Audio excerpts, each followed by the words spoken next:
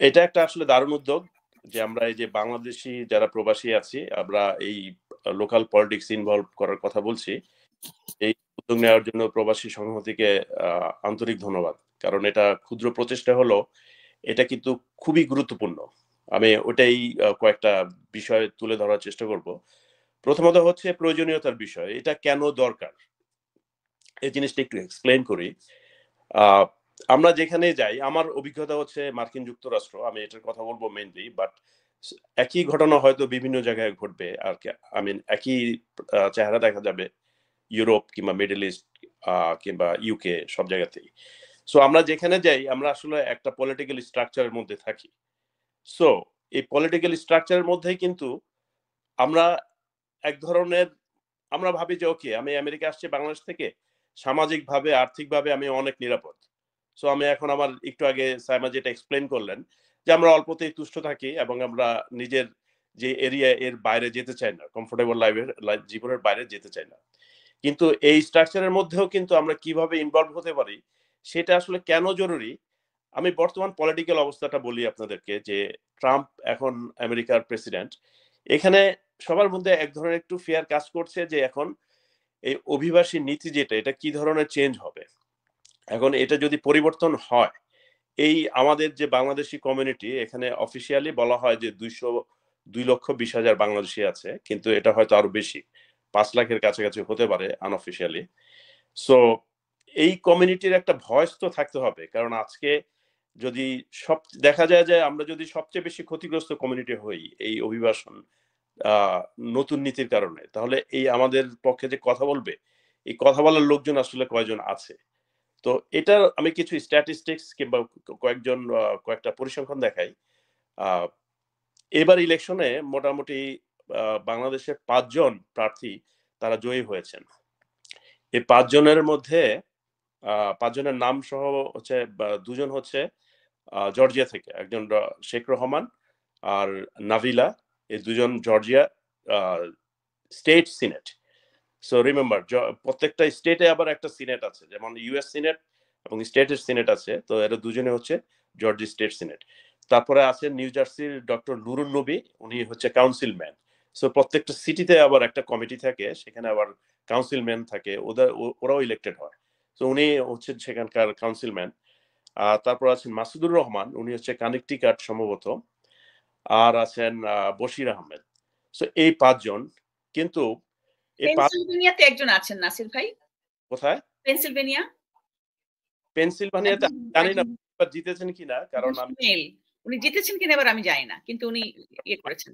এই যেটা দেখেছি যে এবার যারা জিতেছেন আর কি, উনি হয়তো আগে ছিলেন, আমি জানি যে ডেমোক্রেটের একজন আছেন ওখানে। জি।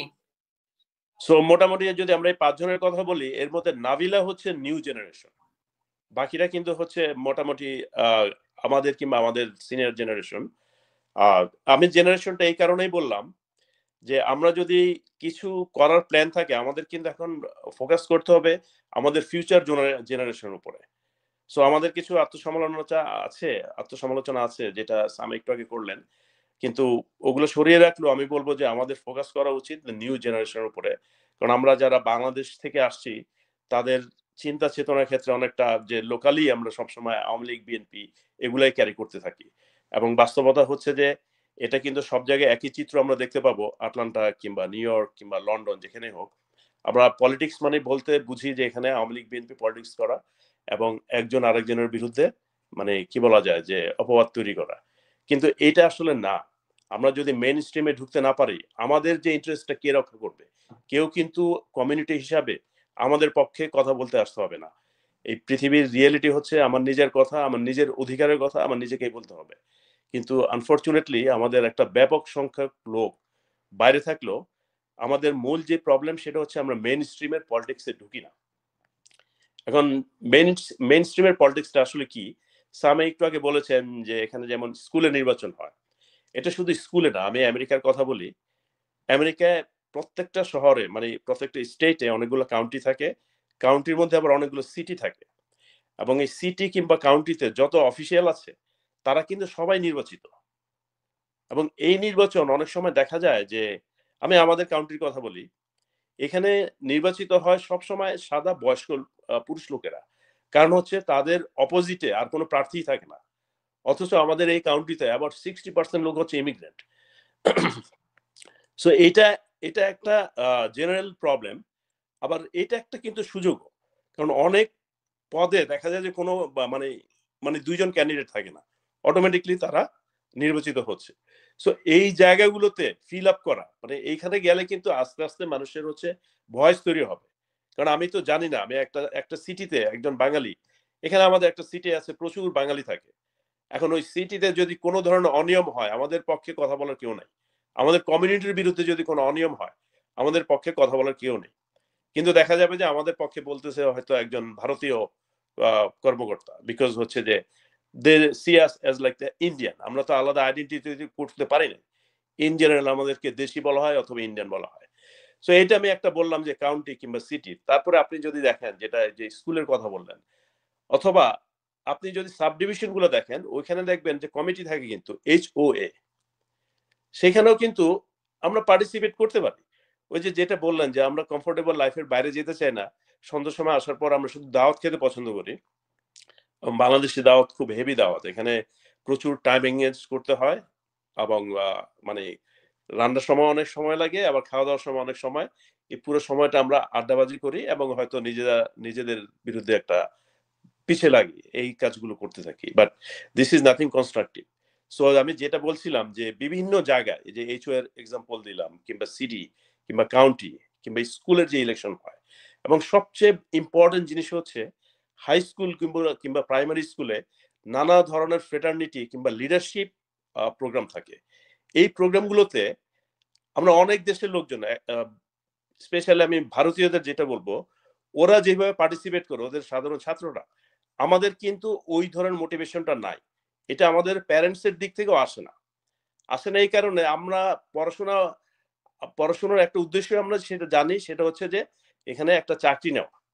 এই যে আমাদের মাইন্ডসেট যে শুধু আমাদের একমাত্র গোল হচ্ছে একটা চাকরি নেওয়া, এবং সেই চাকরিটার মধ্যেও যে আমার আরো ল্যাডার আছে, ওইটা করতে গেলে যে আমার আসলে এক্সট্রা কারিকুলার কিছু কোয়ালিটি অ্যাবজর্ব করতে হবে।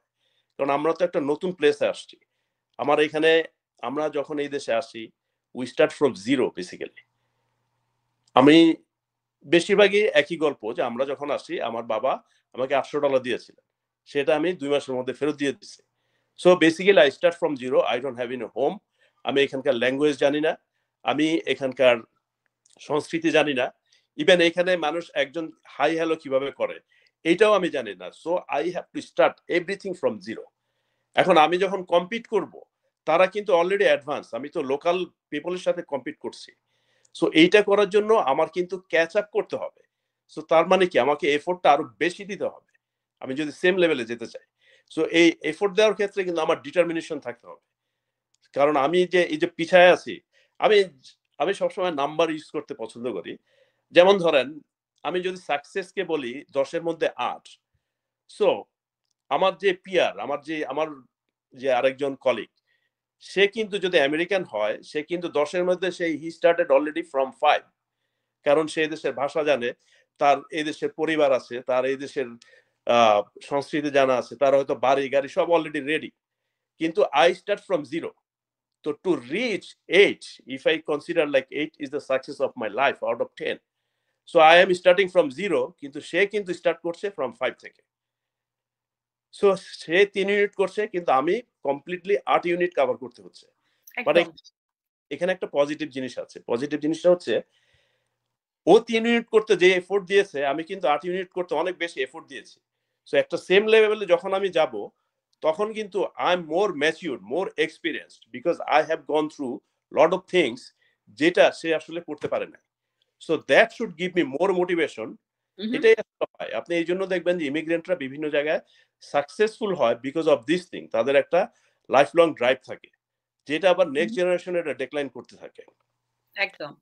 সো এই ক্ষেত্রে আমি সবসময় যেটা বলি, take the opportunity what you find in your structure অথবা সারাউন্ডিং। সো এই জন্য একটা বড় জিনিস হচ্ছে, আমরা বড় জিনিস যেটা মিস করি সেটা হচ্ছে লিডারশিপ অপরচুনিটি।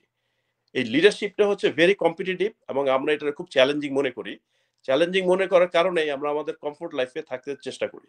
আপনি দেখবেন আমাদের বাংলাদেশি কমিউনিটির লোকজন বেশিরভাগ ক্ষেত্রেই আমরা মেইন স্ট্রিমে ঢুকতে পছন্দ করি না, এটার একটা কারণ হচ্ছে আমি জানি না, এটা এক ধরনের হয়তো রিলিজিয়াস রেজিস্ট্যান্স থাকতে পারে অথবা কালচারাল একটা ডিফারেন্সের কারণে, যে আমরা মনে করি যে না আমরা একটু ডিফারেন্ট।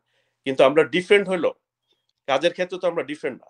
যখন একটা আইন পাস হবে তখন তো সবার সাথে আমিও একইভাবে অ্যাপ্লিকেবল হব। সো জি আমাদের কিন্তু পুরো বিষয়টা হচ্ছে রিথিঙ্ক করতে হবে, যে আমাদের যে মাইন্ডসেট স্পেশালি নিউ জেনারেশনের দিকে, যে ওরা যেন শুধুমাত্র পড়াশোনা না, এখানে স্কুলের যত ধরনের পার্টিসিপেশন এক্সট্রা কারিকুলার অ্যাক্টিভিটি আছে, ক্লাবিং থেকে তারপর ফ্রেটার্নিটি ক্লাবগুলো, তারপর লিডারশিপ ডিবেটিং ক্লাব, তারপর স্পোর্টস ক্লাব, সমস্ত জায়গায় কিন্তু ইলেকশন হয়। এই বাইরের একটা সুবিধা হচ্ছে সমস্ত জায়গায় নির্বাচন হয়, and you have to practise, you can not do this one day.